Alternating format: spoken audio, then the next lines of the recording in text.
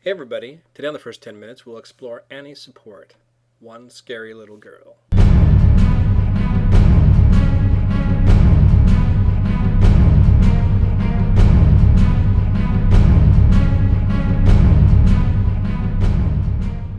So here I am, I'm playing Annie support. I actually wasn't last pick. I actually decided I wanted to kind of goof off a little bit, take a little break from being a carry and being a mid laner. So a little while ago, I started trying out different supports. And last season, I played Leona a lot. And I'm waiting here to charge up my stun, so I get fast mana regeneration. Leveling the W first. And when I was playing Nidalee, I basically made myself play Nidalee a lot. And so whenever I played support or had to play support, I was like, well, I'll play Nidalee. Because I want to get a bunch of Nidalee games in. But the problem with support Nidalee is that the really fun part about Nidalee is killing people with your spears.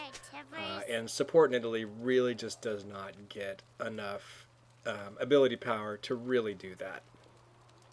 It's basically, you'll see some in the lower leagues, you'll see some people do support Nidalee and go for the spears. But basically they're just gambling that they're going to get a whole bunch of really early kills and just snowball into lots of money and do big spears. Support Nidalee is really about an attack speed buff for your AD carry, and it's just not the part of Nidalee's game that's really fun. So anyway, I played a lot of Leona last season, and Leona is really neat. She's fun to initiate, she's fun to dive on, but she has a problem that if she doesn't get early kills, she's not that fun. So I was like, well, I kind of like the poke of Nidalee, I kind of like the dive and initiate of Leona, and I actually gave a whole bunch of different support characters tryouts, and I finally settled on Annie, because Annie is kind of, she's not as tanky as Leona, but she's the best of both worlds. She's someone that can harass and poke people in lane, although her abilities aren't skill shots. They do hurt a lot. And then in addition, and I'm just saying, hey, if there might be a blitzcrank in the bush, but there wasn't, or the other bush. That basically she can initiate with her stuns, because every fifth spell stuns, and so her stuns come in all shapes and sizes. She can do a direct target stun, she can do a close range AoE stun, and then of course when she has her ultimate Tibbers, she does a really painful, huge AoE stun, which is what you use to initiate team fights once you get to level 6. So anyway, I'm new to support Annie. I've only played 1 or 2 games on her, and I'm basically kind of want to feel her out. Annie is, one of the neat things about supporting Annie is that she has a longer auto attack range than most AD carries. Unfortunately, she does not have a longer auto attack range than Caitlyn, so I actually wasn't able to get into auto attacks.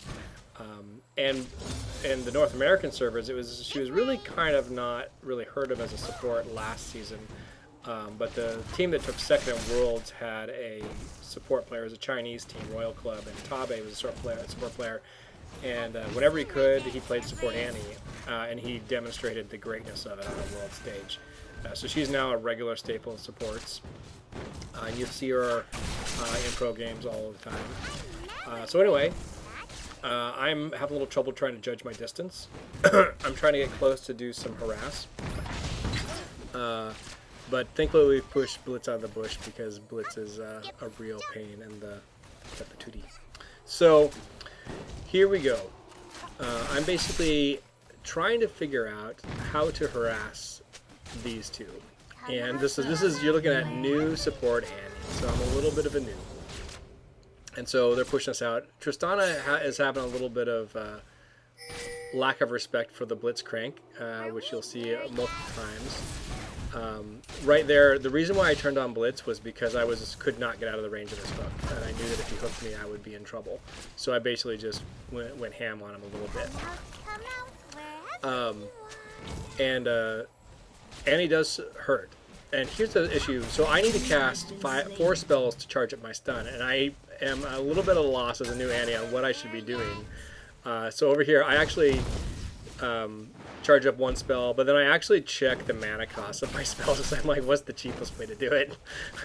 And so then I'm like, okay, cheapest way to do it is my Q.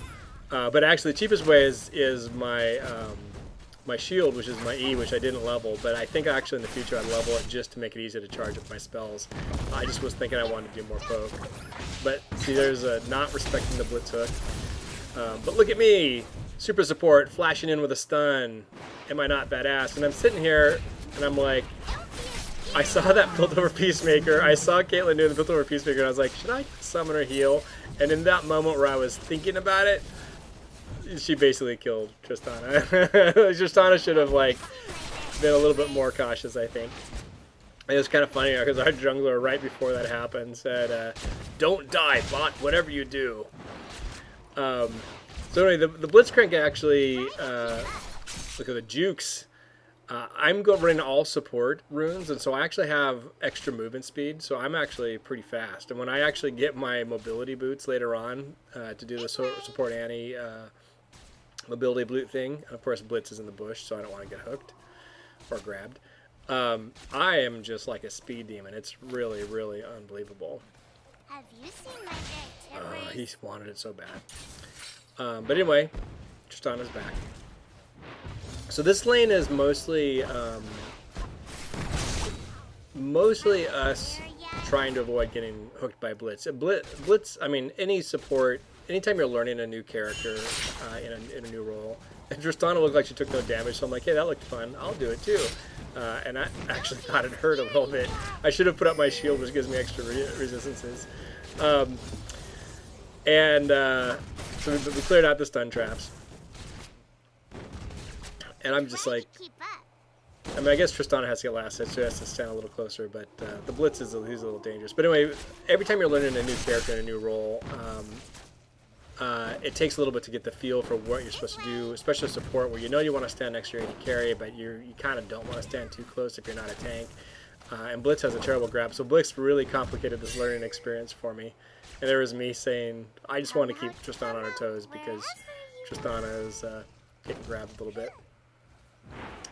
And we have a great moment here, though, which is one of them is backing in the brush. Caitlyn's backing, and so this was like our big chance. So we go in, we get some stuns. He flashes my stun, though, which is too bad for me. The length of the duration of the stun increases as Annie levels up. So, or he didn't flash the stun, but he flashed my follow-up attack, which is too bad, because we probably could have gotten a kill. And I have enough for a sight stone, so it's time to go back and get a sight stone. And hopefully, I'm just like, hopefully Tristana won't die, but we know that Caitlyn has backed. So I have made my own support item set. It was a lot of fun, actually, to kind of sit and craft my own support set, my own support runes for support Annie. Because, you know, the default Annie recommended items are for mid-lane Annie, so they're not the same. And I, of course, have a pink ward, and I start warding the river like a boss. Give us really good vision. And I had so much fun this game on vision. Like, that might sound a little strange, but I love the whole vision game. They changed the warding trinkets this season. I'll wait on that because we have a little bit of action going down. So anyway, we can't get them both. We lose sight of one, so it's time to stun up Blitzcrank and finish him off. I have Tibbers now. I drop it, but I miss her, damn it. And if I hit her with it. But here I go. This is great. So Caitlyn is like really wounded. I see her, and I'm like, I'm going to die. The moment we have a minion wave, like she's not leaving. And I'm thinking if I can get in and just put a Q and a W on her, I think I can take her, because she's pretty low. So the question is, can I? Okay, so this looks, when you see the health bars in game, it looks like a pretty easy kill. Tippers is down, because I already used him. But I'm going to be diving pretty far to try to get her. I'm going to be beyond the tower. And so it better be worth it. So here's the thing. We basically have, I'm doing support Annie, so I don't have any special armor penetration. I don't have extra ability power. I'm really, mostly what my purpose is to stun. Although support Annie does really good damage, her main role is the stun. So all my masteries and runes are about that. There's no special extra attack stuff. I have no armor penetration. I have no magic penetration. I have my items are not building my attack power. They're giving me utility. Like I have a sight stone. So what we have is my goal is to get close to her. Now she's going to run away. So my goal is to flash to her because my flash just came up. To flash to her and drop a disintegrate. Now the disintegrate is my single target attack and my stun is up. So the idea is that there's no way for her to dodge it. If I can get within range, she will be stunned. And once she's stunned, I'll follow up with my AoE kind of cone blast incinerate. And then also I would get in a single auto attack is what the goal would be. So if we look at this, and Disintegrate's been leveled up the most for the specific purpose of being, it's a very short cooldown, so it's a very single target damage heavy spell. And I'm basically letting my AoE spell to be just a stunning utility spell. I'm not really worried about its damage output.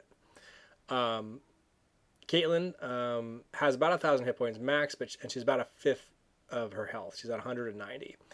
She has 47 armor, 39 magic resist. I have no penetration of any sort, so it's all basically as you see. And we see that if I actually can get in here and do these three, one auto attack, one disintegrate, one incinerate, I will kill her.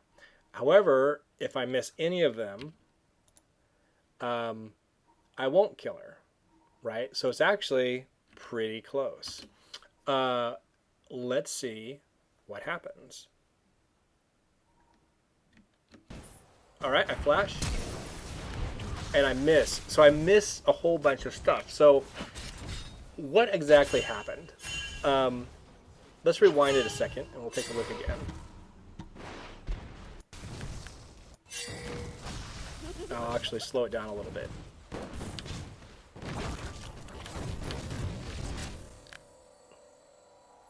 So we'll follow me here to where I flash.